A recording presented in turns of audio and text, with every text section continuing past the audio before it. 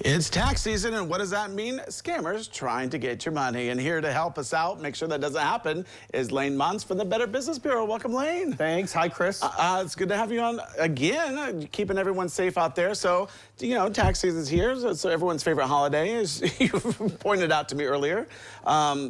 Usually I laugh a lot, but I'm not laughing or even smiling when it comes to taxes. This is, I'm sure, a plethora of scamming that's going on out there, but let us know what's happening. Well, some people think that the IRS is the biggest tax scammer of all, but we'll put that aside. You know, in my passive-aggressive way, we'll set that aside. So yeah, scammers do come out in tax season, try to get your tax returns. So first of all, tax scams happen all year round. Phone calls to you, telling you you owe taxes, emails, texts telling you you owe taxes, trying to create that fear, that urgency that comes from fear. And those happen all year round, but they do happen more during refund season.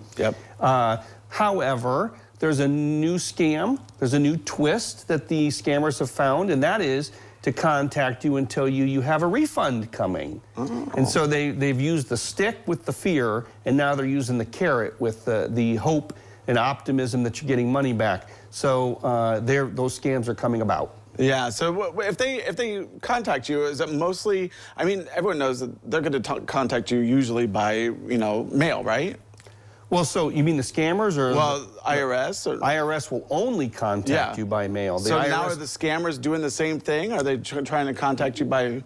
Yes, so the first thing I always like to repeat when I talk about these things to the audience is, the IRS never calls, never texts, never emails. So if you get anything that purports to be from the IRS in those three fashions, that's not real. So don't bite. Don't click, just move on. And Lane, I can tell you I've had all three. Yeah, sure. Yeah, you get them all three within a month. Yeah, within a day sometimes. So, yeah, right. Well, so the new thing is the new scammers have begun sending mailed packages.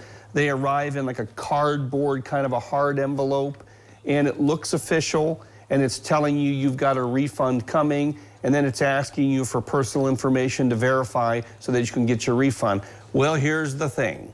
If you really do have a refund coming, I think the IRS probably already knows your personal information.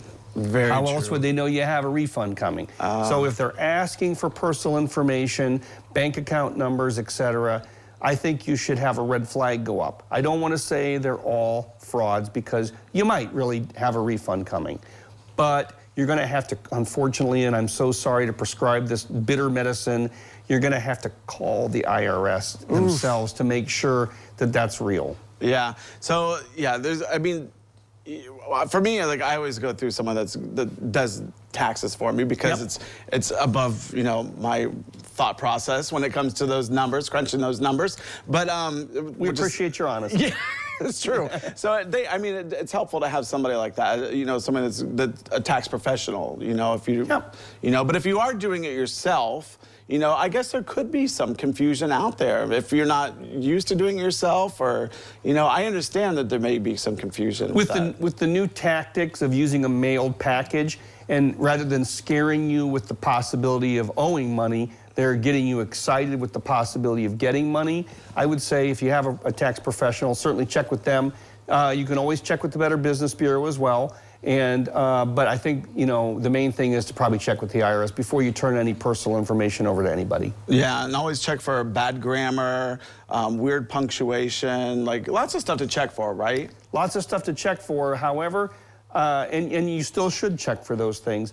But as AI becomes more prevalent, it's cleaning up the bad grammar. It's cleaning up the bad spelling. Someday we may say if the grammar's good and the spelling's good, then be suspicious, right? But for right now, it is possible that AI is cleaning up those formerly telltale signs. Yeah, it's amazing how much work goes into the scam artistry, I guess you could say, you know, just getting people's money. I mean, if they actually took that time and did something good with their time. Well, I guess they wouldn't be rich. it is pretty sophisticated business marketing, but it is, you know, it is dirty. So. It is definitely dirty. So, Lane, I want to thank you so much again for coming out, just keeping our viewers safe, keeping all of us safe, keeping our finances safe, and it's really much appreciated. So thank you once again. Thanks, Chris. Always happy to be here. All right, well, don't go away because medical news is coming up next.